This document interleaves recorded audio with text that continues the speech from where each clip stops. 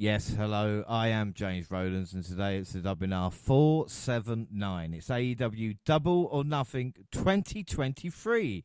But I'm not alone. I have the pleasure to be joined by the entire WNR team.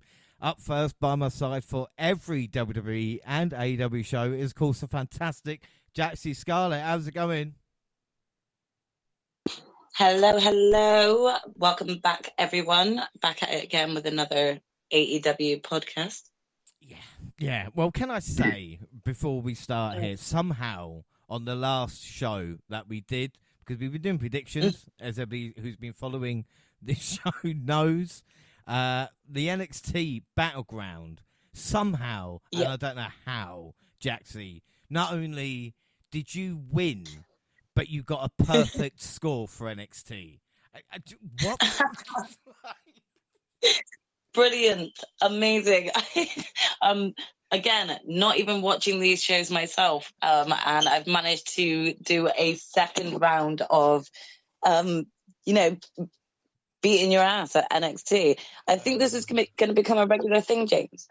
Well, weirdly enough, you are going for free today. And can I say, on behalf of the team, what a bitch. Yeah? There's nothing.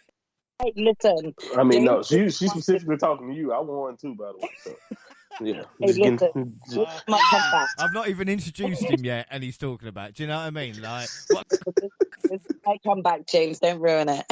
Oh my God! So yeah, Jax is going for free, and as he just mentioned himself, bit egotistical on my part. It is our resident NXT expert and New Japan deity. It is Monty. You did win Battleground. Are you as confident today? I'm never confident when TK is the booker. Never. First of all, I'm never confident in Tony Khan's booking. I also, honestly, I have so many episodes of AEW in my mind that just kind of blends together at this point. It's a blur sometimes when I'm picking. Sometimes I'm picking with my heart. Sometimes I'm picking with, that's the right thing to do. But you never really know with AEW, man. But hey, who knows? I may pull it off. You never know. You never know. Sometimes I surprise myself. Well, last but by no means least, and I got to say, I feel for her because her and I haven't won out of the other two events so far, and she can add Noam Dar to her AJ Styles shit list. But I've got a little bit of advice. I've got something to tell you. I've actually got something to say. I'm going to put this dream in motion. I'm going to let nothing stand in my way. Do you know, Gina, when the going gets tough, the tough get going. We're going to get ourselves across the river. That's the price we're willing to pay. We're going to make people stand and deliver, and we're going to give love in the old-fashioned way. Because when the going gets tough, the tough get going. And when the going gets rough, the tough get rough. It is Gina. How you doing?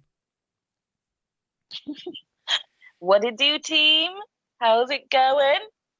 To be honest, I'm not really bothered about my NXT score because I knew it wasn't going to be great anyway because I just don't watch it. But now I'm getting a little bit sour that I'm not doing well. So well, you could always fluke it like Jaxie. I mean, I just have to let the G site intuition take over.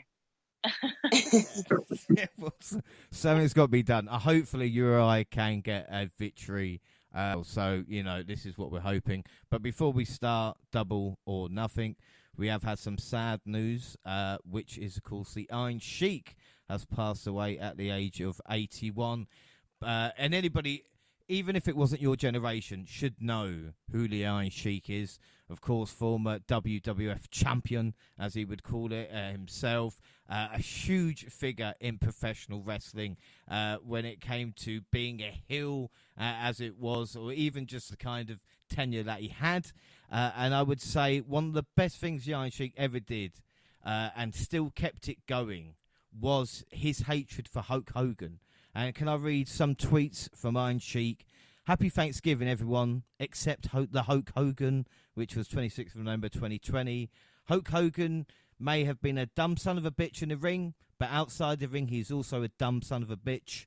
Hulk Hogan, you are worse than airport tuna sandwich. And finally, even on the 5th of June 2023, fuck Hogan. Iron Sheik, you will be missed. And Monty, he is a true. The word gets legend. The word gets bandied around too much, Monty, but he is a true legend. Yeah, man, he transcends pro wrestling too. You know, there's people who don't know much about wrestling, but he's like right up there with those names, like you mentioned, of guys that you can just mention to a regular person sometimes, and they'll be like, "Oh yeah, I know the Iron Sheik. I remember the Sheik." You know, my grandfather who mocks wrestling, professional wrestling, every chance he gets, and I love him for it because I love to go back and forth with him. I think his the way he mocked pro wrestling kind of made me love it even more. But besides that, he was even not like taken aback, but he was like affected because he was like, "Oh man, I remember the Iron Sheik. That was back when he enjoyed professional wrestling a little bit more back in the day. Even though he was a grown man by that time, everyone loves the Iron Sheik. Like I just remember the iconic workouts he used to do back in the day. Some of the stories outside of the ring that you can go forever explaining the legend of the Iron Sheik and just how great he was not only as a heel back in the day, but that as a matter of fact, that mold of that foreign heel in America that they just repainted and did over and over with everyone, no matter where you're from. If you're not American, everybody pretty much had a gimmick where they was that foreign heel taking on the American babyface, and that's what the Iron Sheik was. He really put that, to me, especially for somebody who had to look back to kind of watch a lot of his stuff in his prime. He put that on the map for me, that foreign heel, that menace who, like you said, became world champions, a legend, one of the greatest, like you said, you just read off those tweets, one of the greatest Twitter accounts ever. Like I used to enjoy every other day waking up and just seeing it seemed like a daily tweet of F Hulk Hogan. People in my community, if you are, black, we basically just do like a salute of just keeping that. We want to keep that alive. I know random accounts that I follow just still saying, rest in peace Sheik and fuck Hulk Hogan. So, it's just, that's just how it goes now. We're going to keep that alive forever. And no matter if it was him, doing the gimmick or not, we always love the Sheik for keeping, that old school wrestling feeling alive and just being, like you said, an absolute legend. And you know that he meant every single one of those tweets, considering every single one of them were in capital letters and never in lowercase, just to get his point across, This is the thing about the Iron Sheik as well, showing that he's a true company man, because when he had to drop the title to Hulk Hogan back in '84, he was offered $100,000 and even more to break the leg of Hogan and basically walk away from it all. And the company man decided to do the job. Even though he disliked the man, he did what was best. Watch his Hall of Fame speech as well. Like, anytime he had a chance to speak, like Iron Sheik was like an absolute legend. And I think there's and I think no better word to say R.I.P. Iron Sheik, and indeed fuck Hulk Hogan. So it's time for AEW Double or Nothing 2023. Then Las Vegas, Nevada, May 28th. We've got the buy-in with Renee Paquette, Paul White, Stokely Hathaway, Kazim, the annoying RJ City. You've got everybody. JR interviewed Don Callis, who called Kenny a cancer. Nice. Arn Anderson confirms he's bringing a gun to ringside. Nice. JR made his entrance. At least he's looking happy. Have you noticed how happy JR is nowadays, guys? Always that smile on his face coming to work. The conference table is at ringside, and our first match is the Hardys and Hook versus Ethan Page and the Guns. And the stipulation of the Hill lose, the Hardys win Ethan Page contract. Monty, I've spoken to you about this before. What is it with the Americans and ownership on people and contract? Why are we still seeing this in wrestling in 2023? Yeah, I don't know. It seems to be a real AEW thing too. Like they've done this, especially with Matt Hardy. It's like they've done this like 3 or 4 different times. Like you said, where they just in different. I don't get it. I don't. Like you said, I would like to say I could do an easy joke with our country's history is just an American thing at this point. But hey, honestly, it's outdated, and I don't understand. I don't understand why we have so much servitude going on. And like I said, it's the fact that I can think of 2 or 3 different storylines from the same promotion and they've only been around since 2019. Yeah, it's like I don't understand why we keep going to this, but hey, when you don't have anything to do, just make someone own another wrestler. It's compelling to someone, I guess. I don't know. Yeah, I mean, Hardys are kinky, but even with the Hardys here, you couldn't make up for the whole story and a match that didn't have much way of interest. But Jeff did draw a big pop, though. They did draw the Hardys always get a pop. Yeah, they're always going to say, with Jeff's return as well, everyone was anticipating this match just because they wanted to see his first full match, fully back. Yeah. So I think there was a lot of interest. I think there's just that certain nostalgia as well that hits whenever you hear the Hardys music. That music. It really just takes you back to Attitude Era days, and those were some of the highlights, especially for me and myself and Gina, who really kind of got into wrestling thanks to the Hardys. So there was a feel-good moment watching them come out to the ring and everything, Yeah, without that. Storyline be damned. They're going to get a reaction. Yeah, it's just a shame they are the way they are now as well, And again, it was a struggle to get the fans to invest in the action. I mean, Hook did look good, but again, you're going, oh yeah, Hook. I remember him. Like he was being used at some time. Good to see you. Yeah, he put Page out with a red rum to score the win. Jeff Hardy did crash and burn, attempting to whisper in the ring. You're never sure if it's like a spot they planned or it's just Jeff being Jeff. Jaxie, what did you think of that matchup? Starts off. I think it did what it needed to do. I think in terms of the storyline, I can understand why they would put something like this on the buy-in. It's easily a match that could have been put together on like a Dynamite or Rampage as well, though. So I didn't think too much of it, but it was a crowd warmer, especially kind of getting the crowd started with the whole entire show. It's a bit unfortunate with that move with Jeff. I felt it could have even been seen as sort of first match back nerves. We've seen every wrestler have those. I didn't really like how the reaction that this got or this stemmed on Twitter. This encounter. None of us were there. None of us are Jeff, so none of us can actually really determine whether or not it was first match back nerves. Maybe something else that caused it, just a random slip up, anything that it could have caused it.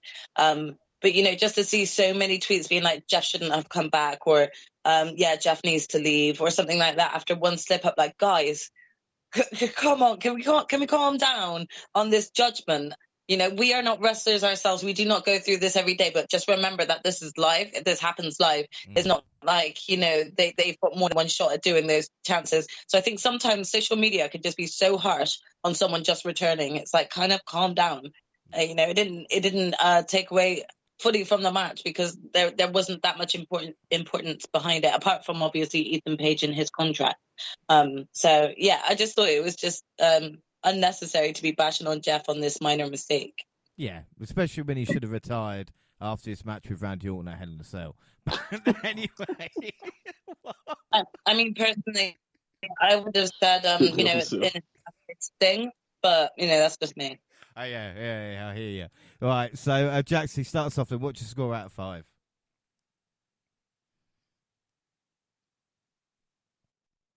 I gave this a 3.5. I think that was being really nice. Yeah, you are being really nice about that. Monty, what about you? What are your thoughts and score? Yeah, I agree. Like you said, it was solid enough as far as a kickoff go. And, doing, like you said, getting the crowd. I can't say it actually got the crowd pumped because you made a good point. The crowd wasn't as into it as you would expect. And I've seen them definitely put on way better matches in the buy-in slot.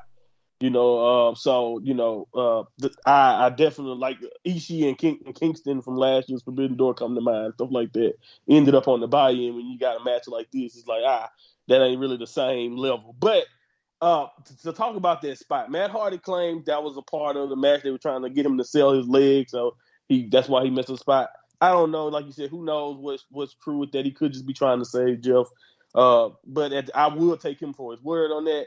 And I think a lot of that reaction about Jeff is because Jeff is a lot of people's childhood hero, and it just seeing him mess up the whisper in the wind probably just is something that just made people be like, okay, yeah, nah, it's time to go back. You need to go. You need to retire or whatever people are thinking. And that's not, like you said, you're 100% right. It's live. Things happen, so they definitely can calm down. But at the same time, I think it's coming from a place of love. We don't ever want to see you looking like you can't do it anymore. And I think that's the thing I think a lot of people are saying, even if they are expressing it in a messed up way. But the match itself, I think I only gave it 3. Gina, what about you? Yeah, I mean, again, for me, I'm going to be truly honest here, and this is not to be disrespectful to any of the wrestlers, but I truly can't remember the match now. So that's clear. On the only thing that I do remember is that Jeff did mess up that whisper in the wind. But again, I agree with my sister. You know, wrestlers make mistakes, and I can tell you now, if I was a wrestler, I probably would make loads of mistakes live as well. So people just need to stop being harsh. Like, if you were on live TV, you will mess up at some point. You most likely will. And it's like, you wouldn't want the internet to bash on you for that small little mistake. So definitely feel that. But I also am a little bit curious, like, is Jeff truly ready to be back? Or is it best now for him to just train people backstage and just be that, you know, helping hand backstage? But I still enjoyed the match, and I gave it a 3.5 as well. Yeah, I gave it a 3.5 just because of, you know, let's not forget about Hook. Predictions, my God, we had quite a change in scores. So after Night of Champions, and of course, Battleground as well, W Prediction League, I'm on 3 with Monty and Gina on 2, Jaxie on 1. The bonus league now, Jaxie was so far behind. She is now level with Gina on 11 points. And Monty is level with me on 14. So I'm hoping no perfect scores today. AEW, Gina with Jaxie on 0, and me and Monty with the 1 point. And we start off with this show. We all went to faces, so we're all on 1. And then we start the main show. The top half of the arena was closed. I mean, I am going to rag on this crowd, but I think what I'm going to do is compare it. So if I shit on this Las Vegas crowd, and then they can go at the Money in the Bank crowd that I'm in, and we'll see which one's better. But I mean, Jaxie, is this a worrying sign for for AEW? Because Double or Nothing, you know, 3 or 4 years ago was sold out to the rafters. Is this just what? Is this a worrying sign, or is this just because, you know, the card itself wasn't that interesting? It's a difficult one to kind of determine, really, because I can't recall like any other important events happening on that day. I mean, Monty, do correct me if I'm wrong, because I don't know too many, you know, American holidays or events, but I'm pretty sure there wasn't any other sort of big event on that would lead to, you know, people missing it. It's like the Super Bowl, for example, you know. No, nothing to that extent. Just NXT was going on, but that was in Boston, so yeah, nothing to that extent. So I don't know. It could be a mixture, I would say. It could have been a mixture of the match card. We were sort of saying early on the previous podcast, our predictions for this one, we were saying that it felt like some of the matches were really rushed to you know, some stories weren't really sort of like coherent enough to maybe entice people's interest in maybe investing it in watching this, or just, you know, thinking to themselves, this is something I can watch at home rather than going out live to see. Yeah, it's a really difficult one. I can't really tell whether or not it is just from maybe just bad timing, or whether or not it's just a lack of interest of the card. Well, what's worrying me as well is the kind of smaller details. It's like when the commentary says Jericho and Adam Cole will start the show, and then they actually start with a battle royal, and you're going, well, who gave them that information then? Why is that being said? Yeah. You know, it's just, it doesn't... That was confusing. I lost it at first and was thinking to myself, I'm pretty sure they announced Chris Jericho, and Adam Cole first, and then you just like see everyone else coming out for the battle royal. So it was confusing. I felt like they were trying to just play with our minds a little bit. We're gonna have the lumberjacks. It's a lumberjack match, we didn't know about it, but Yeah. we did see Martha Hart as well with Renee announcing the Owen Hart Foundation tournament, and Tony Khan reminds me of Michael Jackson. Like, that is the only person that I've seen be so kind of awkward in real life. The kind of the mannerisms. What was with that hat? Again, who knows? I'm not gonna lie. He looked like a child that was cosplaying as Indiana Jones, getting ready to go trick or treating or something. It was just, I was so confused. He just looked so stupid, like he was playing. By the way, James, I hope that should be the only sentence you ever put Tony Khan next to Michael Jackson in. I just want to get that off. No, I'm not. But I see what you're saying. Yeah, you make you know a good what I mean. point. He's very awkward. Like, He's very awkward. If you be a baby, he'd hang out the window. Like, do you know what I mean? Like, right. That, Yeah. Every time he's on camera, I wonder how the hell he hasn't gotten any better with being on camera. It's like he's getting worse. I feel like he's getting worse. Right. He's getting more awkward to look at. It feels like when he's looking at the camera, it feels like he's staring into your soul or something. Yes. Yeah. Every time he makes an announcement, I'm creeped out. Does he not like, watch himself back? Does he not watch Right. himself back, though? And, see himself and be like, whoa, okay, maybe I'm a bit too much that there. looks Okay, normal. next time, people He's watch been it. replaced by Like- a replicant. We're going to find out AI has taken over already in Tony Khan. we all should have known, really. And then, like I said, we get the entrance for the Battle Royal, and I'm thinking, well, 15 minutes to go, and the entrances. And, yeah, there was a lot of entrances. So if you sat through all them, fair play. But the main show, actual opening promo for the pay-per-view, and fireworks were, I can't remember the last time, an actual opening promo for the show.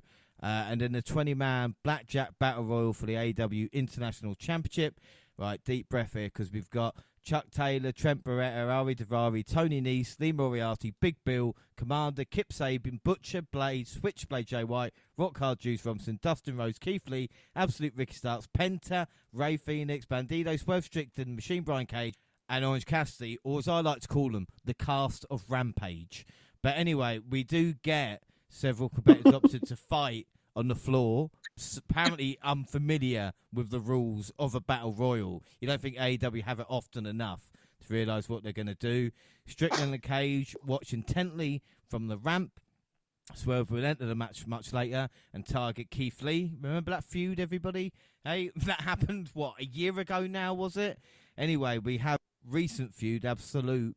Ricky Starks eliminated Jay White, gaining a measure of revenge. And interesting enough, Gina's pick taking out Jaxie's. I'm not going to cause any shit, but I'm just, stating fact as it was. The Bullet Club Gold did get revenge on Absolute.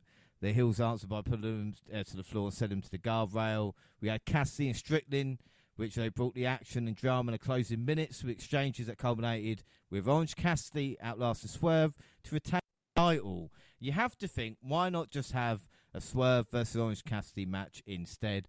But hey, Gina, what did you think of this Battle Royal? It was a Battle Royal. I'm not positive about this, and it's not because Ricky didn't win. I'm not gonna lie, guys. I'm really just not feeling OC anymore. I'm getting over him a little bit, and I don't understand how he still managed to retain. Out of all the people that was in this match, I can't believe he still managed to retain it. Honestly, it should, like you said, I feel like it should have more just been a singles match for OC against Swerve. You touched on the different feuds that we had within this battle royale. Again, they're kind of touching back on the Keith Lee and Swerve. Why? Like, I thought we had ended that. Like, again, it just feels like all these wrestlers are in repeated cycles right now. That's what it sounds like to me.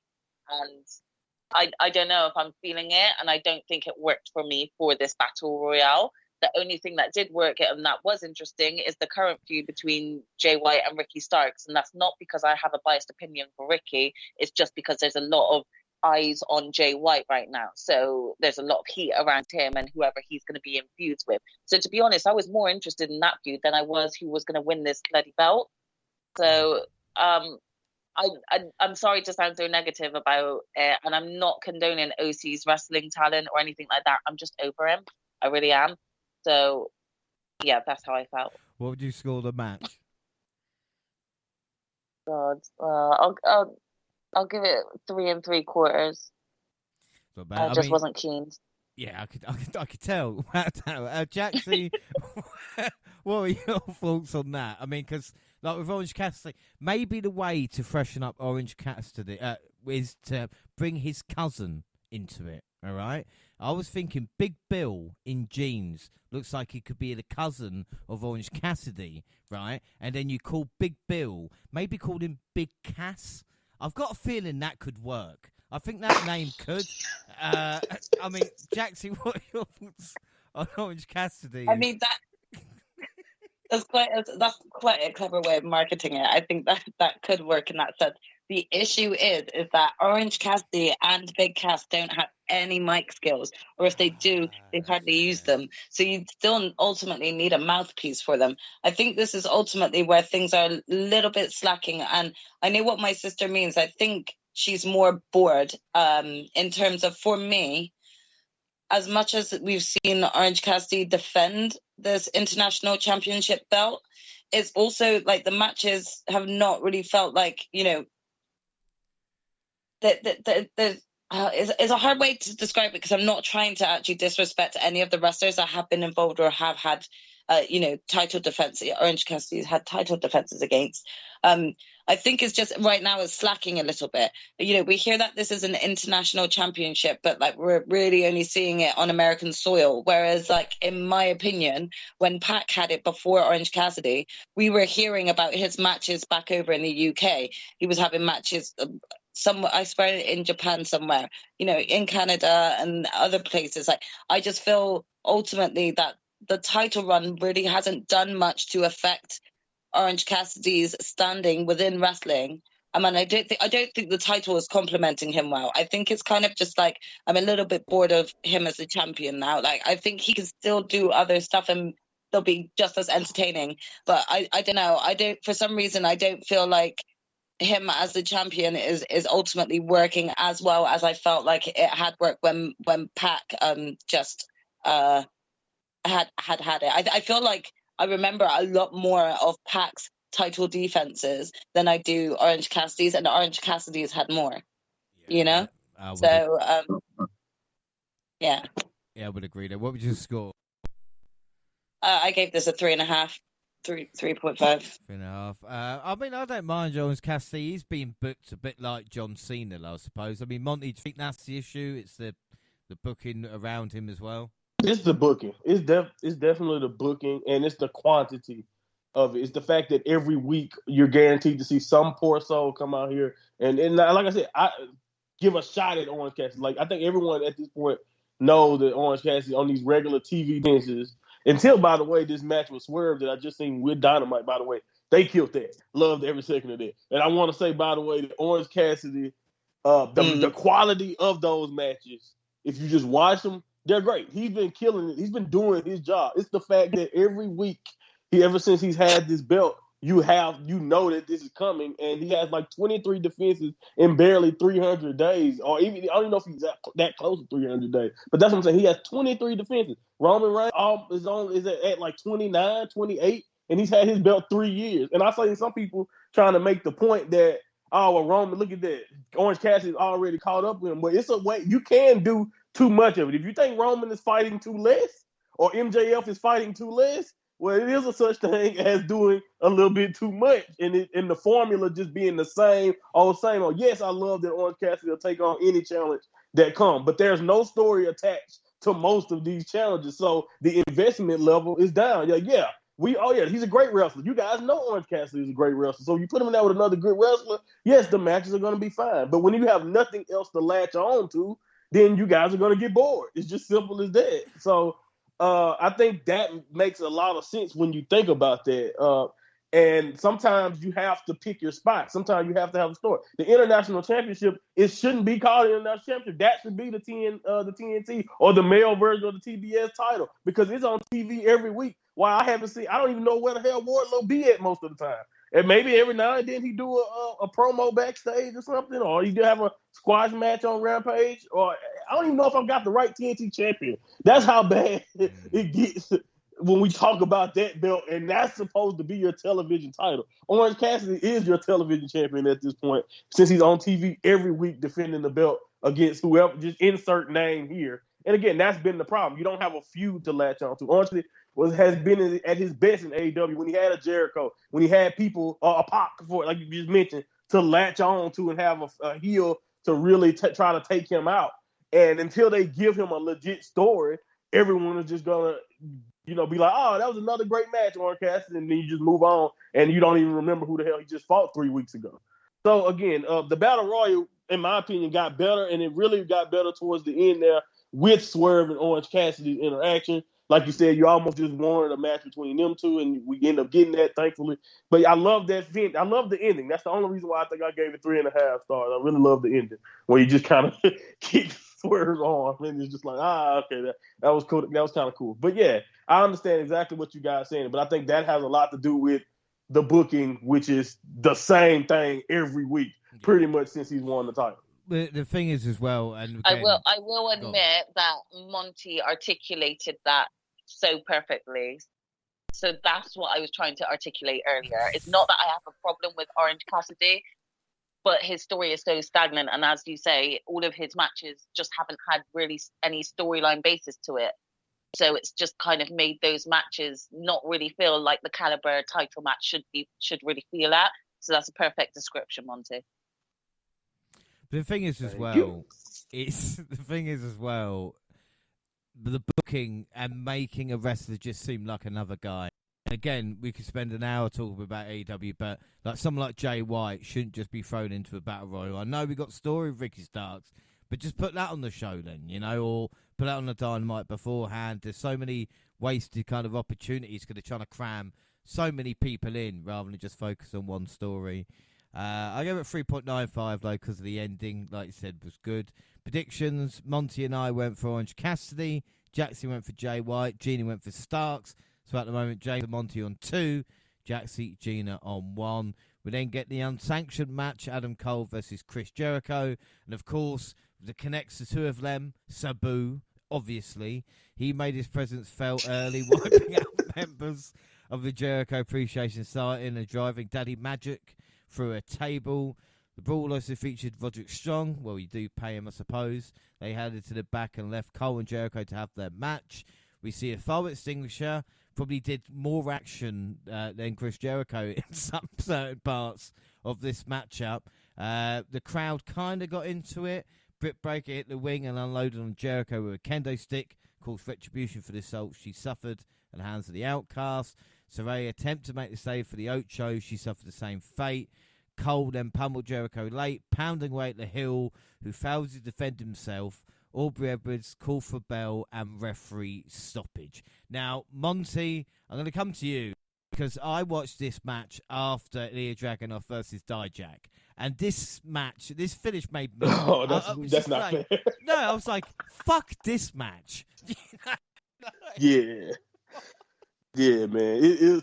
Now, that's a great point. Like, if you watch that match and then you watch this, it's not even fair. Another thing, too, as someone who enjoyed Adam Cole in NXT, like I'm sure a lot of people who got a chance to watch him there did, Adam Cole had awesome street fights with inserts, name here. You know what I'm saying? I think he had the great, I love the one he had with Kyle O'Reilly, even though I think it went forever. He had another one, if I remember, with Gargano in the past. So, like, that I know this probably wouldn't legit, like, I think, no, it's unsanctioned. So I think that it's not really a difference. Only difference is they don't want to, count the unsanctioned. So they don't want to count the match, but it's really just like a street fight or anything. So I know Adam Cole in this format can put on pretty entertaining stuff. And the sad thing about this, the extras at the beginning, the rest of the society and Sabu, they honestly was better than what we got from Cole and Jericho. Honestly, it's just like the timing was off on everything. Stuff looked messy, And I just, like you said, no one. I don't know of anybody. Honestly, me, like you said, it doesn't. Not only does it not compare to that match, which is what I said, one of the greatest last man standing matches I've ever seen, if not ever. This was just, again, it's just like you're just looking at it and you're like, this can't be what anyone was expecting, considering who these guys are.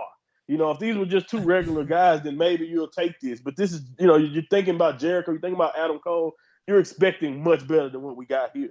Well, the thing is, if you're going to make it unsanctioned and they're going, well, we can't have spots because obviously what the anarchy in the arena is going to do or going to be. Well, don't have it then. Have a straight up. Exactly. Much rather watch a straight up wrestling match, wouldn't we, between Adam Cole and Chris Jericho?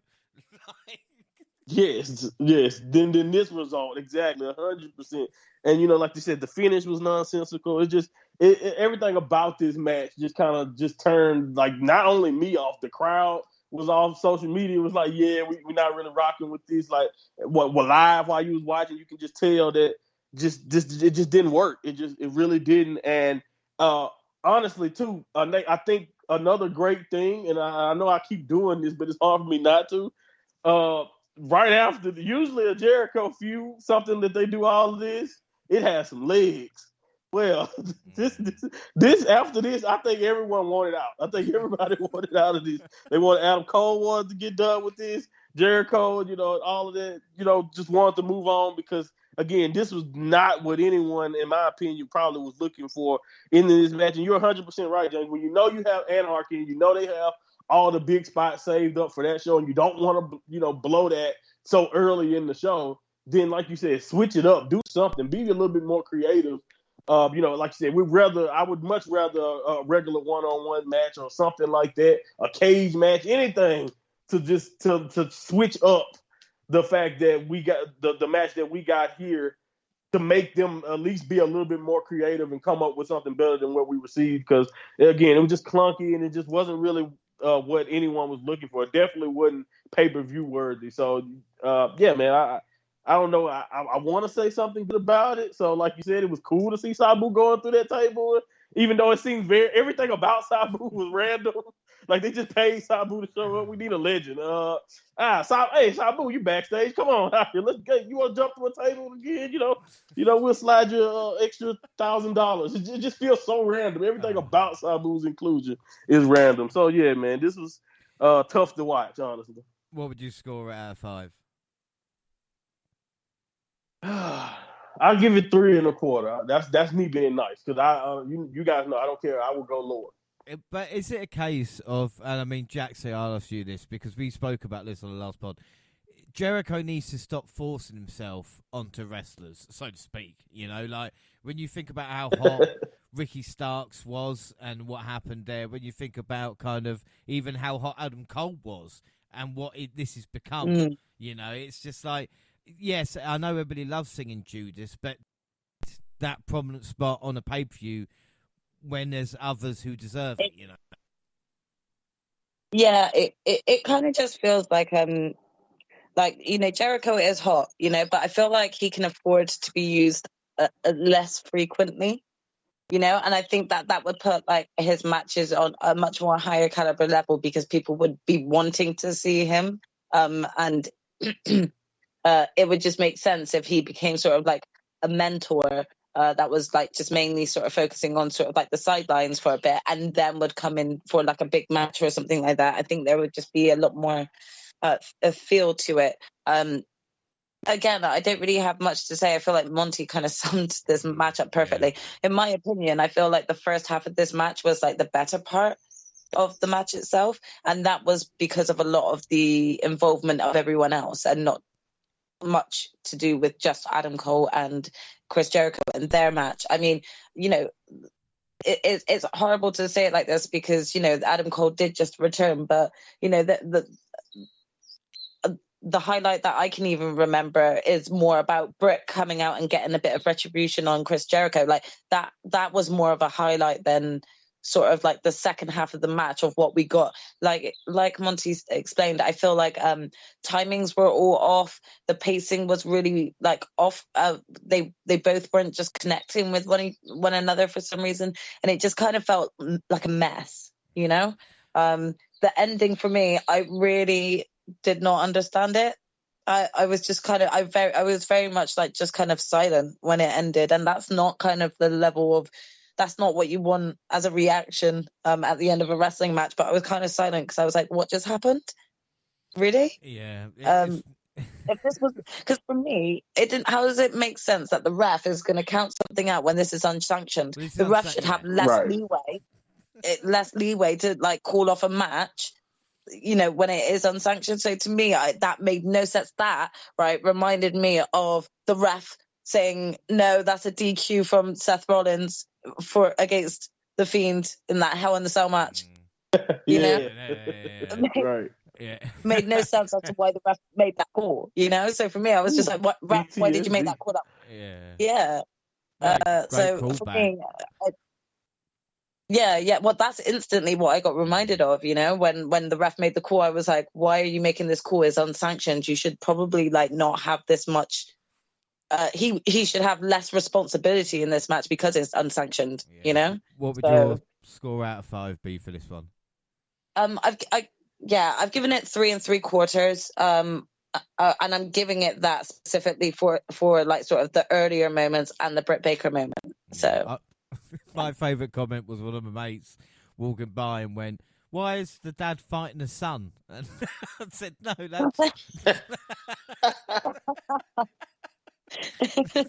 that's Jericho." You know, like, Gina, what were your thoughts? What's your score out of 5? I kind of had the same thoughts as you guys. I did enjoy it because I do really like, I do have a soft spot for Adam Cole, and I also have a soft spot for Roderick Strong. So I do feel like I'm slightly biased because I still like them, even though I wasn't as entertained. And I completely agree with all of your views on this match. I definitely feel like especially because it's like a comeback sort of match for Adam Cole as well. He's just come back from injury, so this is the feud they've put him in. And I totally get it, but I don't know, something also wasn't working. And again, I think it might be a bit overexposure of Jericho. And don't get me wrong, I absolutely love Jericho. I think petty Jericho, the Wizard Jericho, I love silly wrestling. I love it when it makes me giggle. And Jericho is the epitome of that. And I absolutely love it. But I think there's a bit too much. I think, as my sister said, we need to kind of restrict maybe some of his time, not just necessarily on the show, but we get him, you know, on Rampage doing commentary as well. So we get like little spots of maybe storylines that he's involved in, and someone coming in chatting to him up on the commentary booth and things like that. Like we're getting a lot of content from him, which is great, but I think he can afford to take a step back and give some more of that time to someone else. So totally agree with you all, but I do have a soft spot for Adam Cole. So I have given it a 4. Sorry. No, that's fine. I'll give it 3.5. Predictions, we all went Cole. Means Team Jonty is on 3. Girls on 2 as we go to the AEW World Tag Team Championship match. FTR versus Jeff Jarrett. That's JFF, JRRETT, and Jay Lethal. Mark Briscoe special ref because why not? Jarrett sent Wheeler into the barricade repeatedly, allowing the Hills to seize control. Harwood broke out a diving headbutt, consecutive German suplexes, and a brainbuster to Lethal as part of a hot babyface comeback, but could not secure the win. Jarrett accidentally delivered a guitar shot to Briscoe, and Karen Jarrett not at all accidentally levelled Aubrey Edwards, which is probably the most over thing in the entire match. Double J disrespectfully berated Briscoe, who was then shoved into the Shat Machine for the FTR to retain their titles. Gina, we know how much we love FTR. This is just a waste now. You have to wonder what Double J and Lethal have over Tony Khan.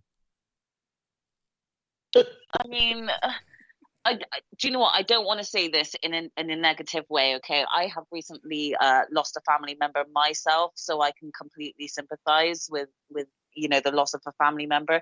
But part of me is like, is Jeff Jarrett losing his dad?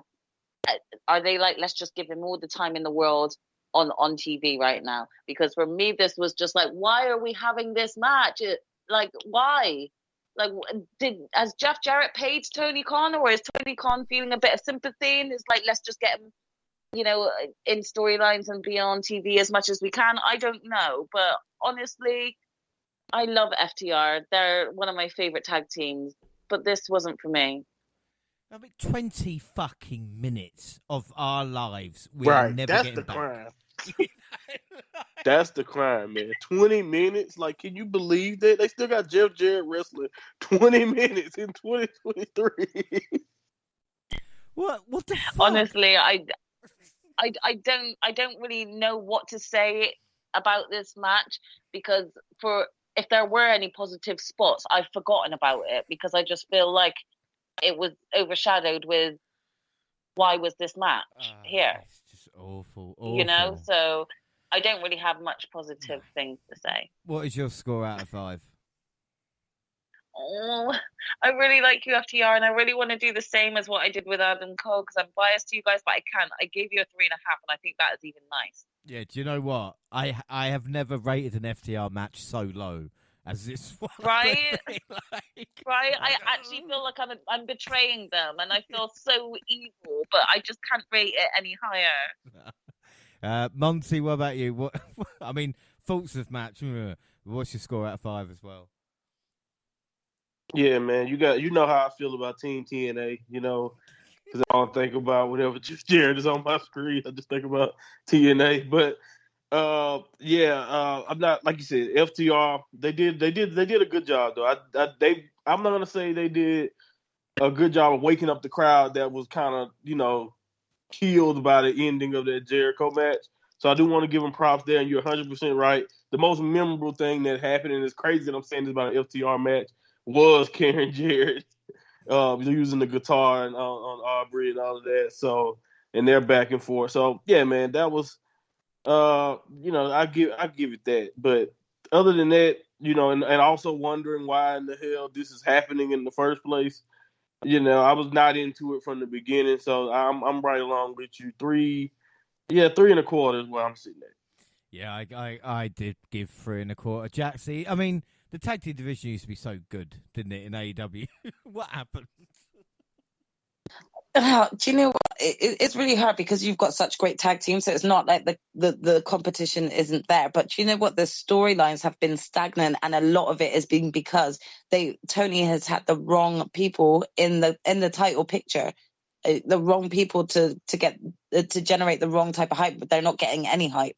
You had the Guns, which I'm really sorry that they were like the most hated tag team. Like, having that decision to have the Guns take it off of FTR, I think, was actually more disrespectful than anything, because FTR is such a great duo. Even with, sort of like how the Guns ended up with the titles, I think no one was ready for that. And I think then with them sort of like dipping out and leaving for a bit and having some well-deserved time off, the storylines have been stagnant for the tag team division. And, just even with having Jeff Jarrett and Jay Lethal pushed into so many different storylines, it's something that no one wants to really see. Unfortunately, like, not a lot of people are genuinely excited at having Jeff Jarrett and Jay Lethal versus FTR on Double or Nothing, compared to like potentially having had the Lucha Brothers versus FTR. I think that. Again, very much what you were saying about Chris Jericho and sort of just always sort of like squeezing his way into some sort of storyline. That's a similar aspect with Jeff Jarrett at the moment. I just don't think anyone cares to see him at this point. I don't think he's like him and Jay aren't like the hottest wrestlers within AEW at the moment, and rather than actually kind of focusing on different tag teams and maybe seeing who else is hot, like the Acclaimed or anyone else, and rolling with that, we're still getting this push, and we're kind of like, okay. So I agree with everything you guys have said. I felt like this type of match should have been on a Dynamite or even a Rampage. I wouldn't have played it on a show like this. So I just kind of wasn't really impressed by it. The most impressive thing that I think came out of this is that we're going to be getting a feud between a ref, Aubrey Edwards, and Jeff Jarrett's wife. So I think that's sort of the only thing that I felt like remotely invested in throughout the whole of that match. Just to see where things were going to go with Aubrey and the wife. So that's saying something, really. And I hate sort of like bad mouthing a match that FTR are a part of, but they didn't have much to work with, in my opinion. So no, but what's 5? Yeah, I'm sorry, I gave it a 3.5, and that is the lowest I've given them. Yeah, me too. I completely agree. Predictions, we all went FTR. So it means Jonty's on 4, Gale's on 3. And talk about what's going to happen next. FTR help Ricky from the Bullet Club, because we all know Ricky, we won. This is what I was going to save this, but I'm going to admit now. Seeing Jay, like we said, seeing Jay White teaming with Juice Robinson and realising David Finlay and Jay White have swapped places. It's the craziest thing in professional wrestling at this moment in time. And of course, what can cheer us up? How about a ladder match with Wardlow versus Christian Cage? It's what everybody wants. Come on. Cage split Wardlow's legs, causing him to crotch himself on a ladder, bridging the ring and barricade. Arn Anderson, Luchasaurus got involved with Arn Anderson starving off a chokeslam by biting off the thumb of Luchasaurus. Now, I didn't know dinosaurs had thumbs, but, you know, that said so pro wrestling. Wardlow jumped from the ropes and onto the ladder, breaking a rung and nearly fucking himself up in the process. The champion did launch himself off one ladder, driving Luchasaurus through tables at ringside. And finally, Arn Anderson tipped the ladder, dropping Cage off into waiting arms of Wardlow, with the babyface retaining from there. I mean, Monty, there are a few instances of Christian Cage being in a ladder match that I have seen, and very few can be described as probably just bad. And all JR did was talk about TLC. Why didn't someone tell him? You know, just stop talking about the past. Please don't bring it up. Like, it can't measure up, JR. Don't bring that up right now. Man, this can't measure up with Edge versus Christian 1-on-1 when they first broke up in a ladder match. Like, this can't even beat that. Just that match. But yeah, man, this is weird. It's a weird ass ladder match. That's what I'll say. A lot of interference. That even though I definitely expected Luchasaurus, but you can't tell me anyone expected Arn Anderson to get as involved as he did, and the blood, the biting the finger. It's just so ridiculous. But I guess I did get a chuckle out of it, so I can't say it was a minus. Like you mentioned, Wardlow, he did have his spot, so I think that was probably what they set this whole entire matchup for. And Christian did, do a lot more than maybe I was expecting at this stage of his career. But at the same time, you can tell he's not the old Christian. You can't take some of those insane bumps anymore, because honestly, it's insane that you still have Christian in a match like this at this stage of his career. Like, I honestly don't know if Christian should be doing this. I know he definitely have to pick his spots with it.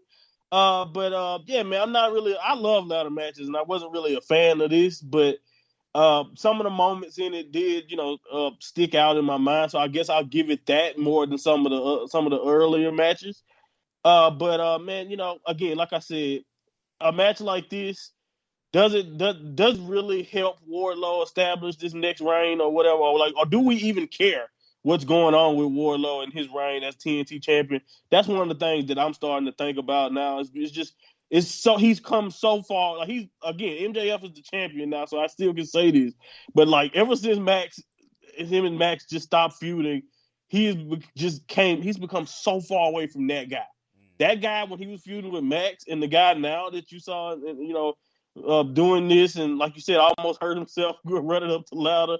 It's just like they have to do so much to try to make you remember Wardlow is cool now, when back in the day he didn't have to do much of anything to let you know that he was the guy. So I don't know. It's so weird when I think about that, how far we've come or how far he's fallen. I think I say that almost every AEW big show. So I've been waiting on them to figure it out, and they still don't seem like they have. But overall, I think I still give this match 3 3/4. Like I said, Christian bumped pretty good, especially when you think about how many bumps he has on that card at this point. And again, I chuckled at Arn Anderson's moment, so I can't hate this match. But it wasn't, like you said, it was definitely not a good ladder match. It wasn't a memorable or a compelling one, but it definitely had moments that stick out. Yeah, but the crowd weren't into it.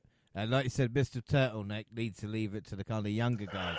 And this is my issue. The last 3 matches felt so kind of WCW in the case of just like or Impact. Yeah, just well, even with Impact at its worst. Yeah, that's what I'm saying. Because the thing is, it's just these gimmick matches putting in with it, like Christian in. Let's put Christian in. Let's put Jericho because they're ex-WWE guys. Exactly, a bit like Impact. Ex-WWE guys. Right, name more, value. Right. Yeah, right. And you cut the development of. Imagine this match not being here, and like I said, Ricky Starks versus Jack, or like Orange Cassidy.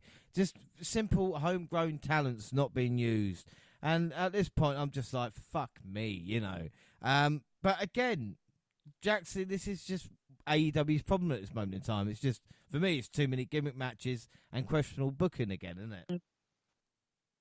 Yeah, again, I don't really feel like I have much more to say up because I would end up repeating myself. I think Monty and yourself both explained it really clearly on this. And, there were some sort of there were certain spots, like you pointed out, that really did stand out. But again, I don't know what they're doing with Wardlow, man. Like you said, I have to really agree with you on the statement you said about, Monty said it, I think, about Wardlow. Actually, you didn't even need to see him in action, but you knew he was the guy when he was with MJF. But lately, even as a champion for a second time, this run has not yet been memorable. And I feel like this is yet another match that's going to fade into sort of like the distance of like forgetting that he had this title defense, because I don't really feel like much significance came out as a result of match. I don't know what it is, because he really did have something when he was, back working with MJF, and I don't want to fully say that it was all MJF, but I think it was like sort of what they did with Wardlow back then really sort of put him over as the guy to be. And ever since they put a title on him, they've really not actually captured that he is the guy to be the champion, so I don't know what we need to do in order to actually showcase him correctly and in a way that it feels like he is the champion, and not that we're forgetting about him. But right now, again, his second run is not been memorable, and it's just sad because of I could see that Wardlow was trying. I just don't think that the booking has been the best for him. So we'll see what's coming up though, because if it's just been recently announced that he's facing Jake Hager again, and we know that those two worked really well together. So who knows? Maybe something can ignite this title and just sort of lead them to have a great match. But we'll see. When it comes to the match we're talking about, not much came out of it for me, so I'll give it a 3 3/4. But yeah, it was a non-memorable one. Yeah, Gina, what about you? What's your score out of 5? Yeah, I just gave this a 3.5, and I think that's even being nice. It probably should just get a 3. I wasn't really invested for all the various reasons you lot said, so yeah, I just gave it a 3.5. Yeah, I gave it 3.5. I gave it that because of Wardlow's bump, to be fair, if he didn't do that. Predictions. Look, I don't know why I went Christian. I'm not going to lie. I don't know what I was smoking that night. Makes me a knobhead, without a doubt. The sensible ones all went Wardlow, so it means Monty's on 5. So you can't give me shit about Noam Dar anymore, seriously. I wasn't. You went Christian. I was, yes, I hate Christian. But what a triple threat match, hey? What about triple threat, guys? You stick Drew McIntyre in there. What a fatal 4-way. People let me down. You know what I'm saying? I'm sorry, James. Does that bring you back? Does that bring you down to our level now? Throw Cody in there too. Yeah, I would say, what's it said? It's a marathon, not sprint. All right, everybody. Yeah. So let's not get too excited. But at the moment, my runner has fallen over and he's rolling around in the bushes at this moment in time. We'll be all right. AEW World Women's Championship match: Jamie Hayter versus Toni Storm. And Jamie Hayter was, of course, injured entering the event. and the booking preceding it suggested she might not be able to defend her title. She did, albeit in a short match that, of course, protected her injured right arm. Saraya and Ruby Soho beat Hayter all the way down the ramp, further damaging her shoulder all the way. Wrestler to just make an entrance like they're being attacked. You know, just throw themselves out and then just be like, no, you just got pranked because it's just me. Anyway, we see the damaging of the shoulder. Soho blinded Hayter with spray paint. Again, I'm glad this wasn't overbooked. We saw an exposed turnbuckle. Baker and Sheehan took the fight to the heels of sport, but Storm managed to put Hayter away to win the title. So your new AEW champion is two-time Toni Storm. Jaxie, what were your thoughts on this?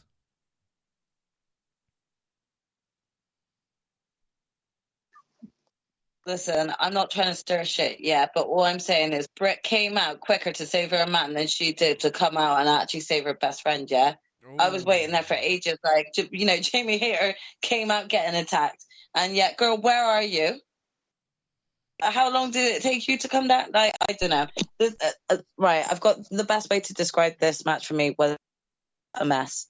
I get that Jamie is injured and they needed to put it on her. Was I disappointed with the outcome? Of course. I feel like it's been going back and forth between Toni and stuff for a while. So I don't really know what this means for the women's division. It's disappointing, I think. You know, it's disappointing to hear that Jamie is injured, and I really hope that she has a speedy recovery. Her run was far from over, and it's really disappointing to see that she couldn't carry on. I would have loved to have seen her at Forbidden Door. So I'm feeling really gutted for her. Ultimately, I just feel like this was a mess being put together. You know, with the way that they were showcasing, like taking the belt and stuff. I don't really have much positive things to say about the match in general, to be honest, because it wasn't really a match. It was more so like a beatdown and then just a pin, you know? And that's kind of how they went with. What would your score out of 5 be? This is so bad, but I mean, I'm going to give it a 3 because it just did nothing for me. Obviously, I was disappointed with the outcome being Toni as a winner. Even if Jamie wasn't injured, but this is the way they would have gone, I would have been very disappointed with Toni ultimately winning that. But I feel like I'm giving it more 3 because I feel like the presentation of the whole match itself was just a mess. And quite frankly, I would have maybe just put Saraya in that position and had her win the belt rather than actually just put it back on Toni Storm, because you're doing what you did with the TNT Championship, but to the women's belt now, and you're going back and forth and playing as a yo-yo. So it's like, make up your mind. I completely agree. I mean, even like I said, even this was booked like Impact. Well, not Impact because they actually treat the women with a bit more respect. But like this is WCW booking. There was no crowd reaction at all for this title change either. I mean, Gina, did that surprise you? Or at this point, for me, I was just like, let's get this pay-per-view fucking done. It's not. It's a loser. I mean, the thing is, we get so many like reports this person is injured or it's a work or, you know, for the storyline. So for me, when I did see that there were rumors about Jamie being injured, I was like, is this a work? Is it just rumors? Because surely they had Jamie win the belt from Toni. They're not just going to have her now lose the belt back to Toni and do again what they did with the TNT belt. And hang on, my fire alarm's going off. Well, I guess Toni Storm did not like that. Yeah, no, I think her Flat's fire alarm has been playing up, so you'll have to give her a moment No, to switch it off. To be fair, though, as we record this, it is like the hottest day in England we've ever had. Right? Definitely, there's like no wind here at all. So it's just been stifling. Yeah. But not in all parts of the UK. My sister is in Bristol, which is about 2.5 hour, 3 hour drive away, and apparently it's been raining all day there, or it's been like incredibly stuffy here in. I'm so sorry about that. Oh my gosh, I think my sister was summing it up correctly. That fire alarm has been going off all day. I don't know if it's a fault, whether it's the weather, or whether my neighbor is getting too excited with his outside barbecue and it's triggering it. I don't know. But sorry if that rang really loud for anybody's ears. But again, back to my disappointment. Again, I didn't want to go with Tony because I thought it was going to be too much to go back and forth with this belt. And I thought, well, if that's the case, if she really is injured, then even if they don't think Soraya's like on that caliber yet to be holding the belt and having regular matches, then even give it to flipping Ruby. Like, Ruby, I know that yes. it was them being in the storyline, but just give that belt to Ruby. She's been here long enough. She can carry it. She can carry herself. She's got her own mic charm. So why not just give it to her rather than go back to Tony? So I think that's what ultimately annoyed me. If you did have to have Jamie lose that belt, then why couldn't they have just changed it up a bit and been like, actually, let's give it to Ruby, seeing as she's also a part of the group. You know, it's just, yeah, for me, I just wasn't feeling it. So I gave it a 3 as well. Yeah, I mean, it's true, isn't it, Monty? You know, like, we're expecting a little bit more. I mean, I know the women's division, you know, the story is probably forced in a way, but let's hope they've actually got plans to resolve it, you know? Yeah, and I think this is also an immediate reaction to that whole interim thing that they went through. I don't think they wanted to do that again because my whole thing is when a wrestler is to this extent to where they can't even give you more than a 3 minute, like you want to call it a match, but this is basically, like you said, a beatdown segment or whatever, especially for most of it. If they can't wrestle longer than like for 3 minutes and give you an actual match, then they probably shouldn't be out there, especially defending a title. That's always kind of my thing sometimes with this. But I guess when you have Cody Rhodes talking about he fighting with a broken arm, it's hard to even make that. Yeah. Right. He got a new injury every match. So, yeah. Gina and Ronda at WrestleMania, like just not actually even being present in the match, but ultimately just coming in at the end, like everyone was like, "Where did you two come from?" And then they just win. Right, exactly. So it's just like, again, I would prefer us to do something else, switch up the plan, be creative, or something about it. You know, say this wouldn't be interim. She's giving up the belt tonight. Let's do a exciting like triple threat or something. Britt didn't have a match. Throw Britt in the match or something. Anything that would have give been us something. Cooler. Right. Anything would have been more interesting than what they end up giving us, especially when you go backwards. It feels like you're going backwards when it comes to Tony because it just feels like this is an immediate reaction to her injury and all of that instead of feeling like Toni Storm actually, beat her, legit. And I know she's a heel and it's fine and we'll see where they go from here. But yeah, man, it's 3 minutes. It's just 2 minutes more than what Natalya went through in Saudi Arabia. So that should put this in perspective for you. So it wasn't really much of a match.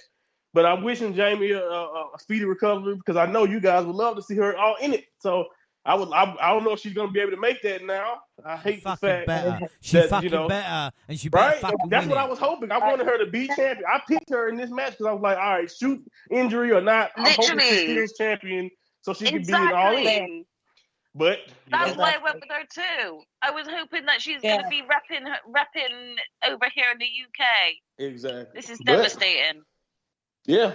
Well, hopefully we'll be able to make it back in time to, come get her title back at All In. Right. Like if she can actually come back and be fit and ready and actually pick up the belt in the UK, that will be such an iconic moment. So this is why I'm holding hopes that she'll have a speedy recovery and we can all live enjoy watching Jamie Hayter come and get what hurts. Yeah, without doubt. Monty, what was your score out of 5 for that one? Yeah, 3. I'll go with 3, just like everyone else. I think everybody went 3. Predictions all went Hayter, so Monty's on 5, the rest on 4. And we got the AEW World Trios Championship match, the Acclaimed and Daddy Arse versus House of Black.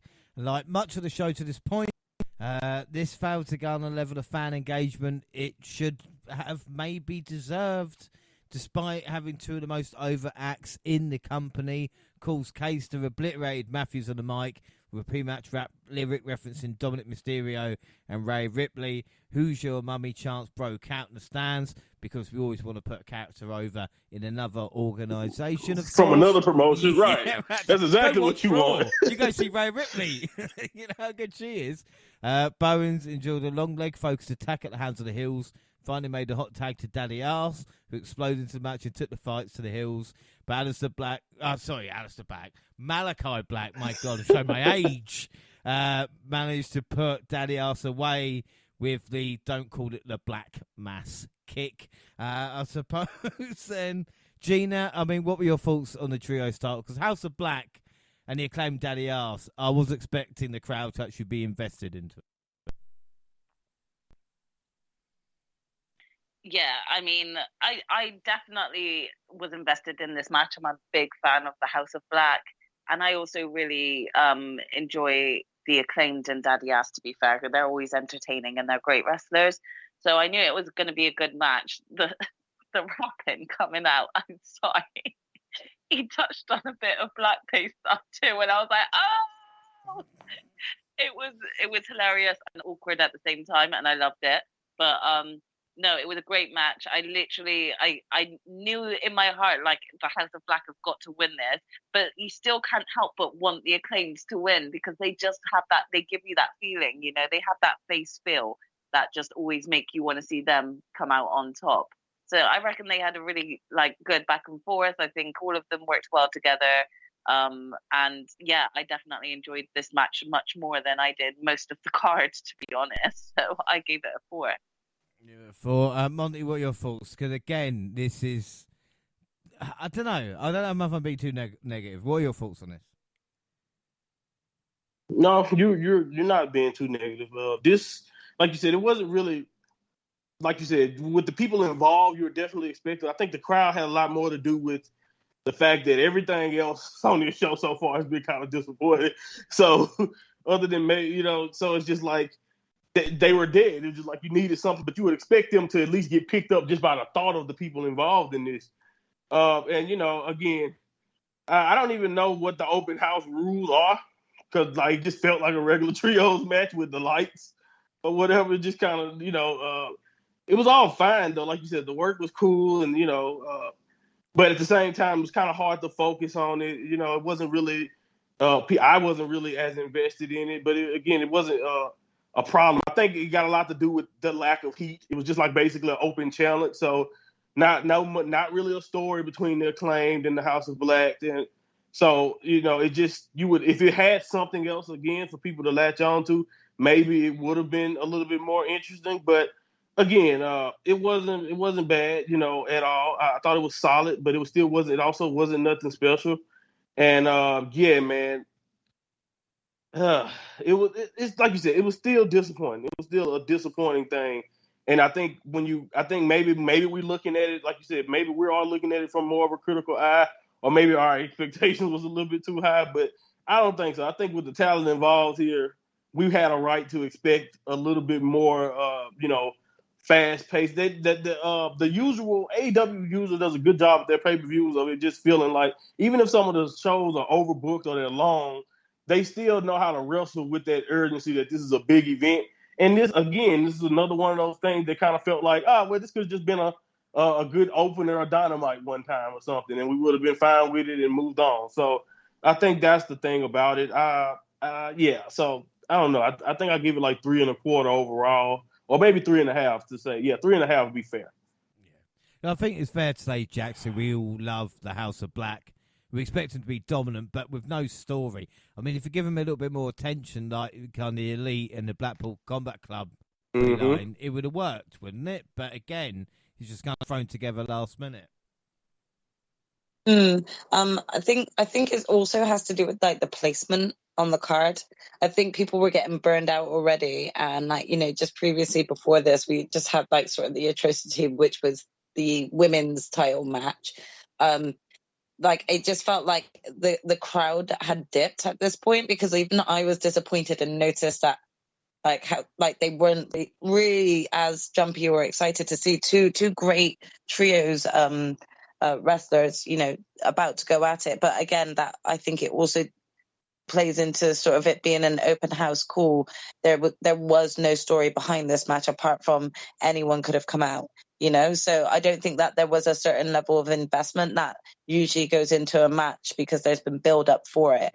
I think this match actually would have worked so much better if it was like the opening match or even on the buy-in, in terms of, you know, just actually leveling. I think it would have woken the crowd up, and I think it would have got them a bit more, you know, excited. So I think I do think it has like, I don't think they were placed well on the match card ultimately. So I don't think it did anything to actually help heighten the crowd at this point, because if the crowd were already feeling deflated, and with no investment going into the next match, it was just probably hard for them to really get into it, you know? So yeah, like ultimately, I do think it was like a good match between both of them. But I think with the lack of storyline behind it or any build up, it just was wrongly placed in the match card. And I think that let it down more so than anything else. So for me, I'm going to give it 3 3/4. I still enjoyed the match itself. I actually enjoyed it a lot more than a few of the other matches that have been on this card. But yeah, it did nothing to sort of progress with either Acclaimed or House of Black. Like you said, that could have gone on a Dynamite as well. Yeah, completely agree. 3 3/4 there. Predictions, we all went for House of Black. So it means Monty's on 6, the rest is on 5. And we got the TBS Championship, Taya Valkyrie versus Jade Cargill. And we see Big Boss Fett playing Cargill to the ring in an entrance befitting the start the champ is. Now, I tell you what, credit where it's Let's due. go. You know, Cargill does a lot right, maybe some wrong in the ring, but you can't fault the entrance. And I'll take a wrestler dancing all day long. You know, breaking to song, you get bonus points then. Yeah. Really, really good stuff. Valkyrie overcame a match-long attack to trap Cargill in a submission, delivering a big stomp that bounced the champ's head off the mat. The challenger delivered Road to Valhalla for the closest near fall of the match, and a near fall that actually woke the crowd up a little bit and realised what they were watching. But Cargill responded with Jaded for the successful title defence. Credit to Taya, I think, in this one. Monty, what do you think about this match, just straight up, between Jade and Taya before we get to the goodness that happened afterwards? Because I think Taya did a great job here. Yeah. I think she did really good. I also think this is way better than that whatever encounter they had a few weeks before this or whatever. That wasn't really the best, but this one definitely improved on that formula. I liked it. Another thing I liked about this, and I think you might you might understand where I'm coming from. There, this was a breath of fresh air. This, and matter of fact, even the House of Black match was a breath of fresh air in this sense, to where it just felt like one of the first matches where we didn't have overbooked shenanigans going on. You know, like it was a straight up one-on-one title match. And it was like, okay, now I can get behind this. It's pretty simple, you know. One person's undefeated, the other person's trying to win the title. You know, it's a simple thing to get behind. They didn't take too long. I don't even know if it didn't even go 9 minutes, I don't think, much less 10 minutes. So it was a really, really good match. And at least from the standpoint of what, like, kind of like my expectation, let me say it like that. And I believe, like you said, Jade ended up looking pretty good in some spots, and Taya definitely carried the load of the work, and she carried it well to make Jade look pretty good here. So I didn't have a problem with it. The match was pretty cool, and it was a straight up good defense for Jade. Yeah. Well, what would you score that out of 5? I think I'll give the match itself. I'll give it. I'll stay at 3.5.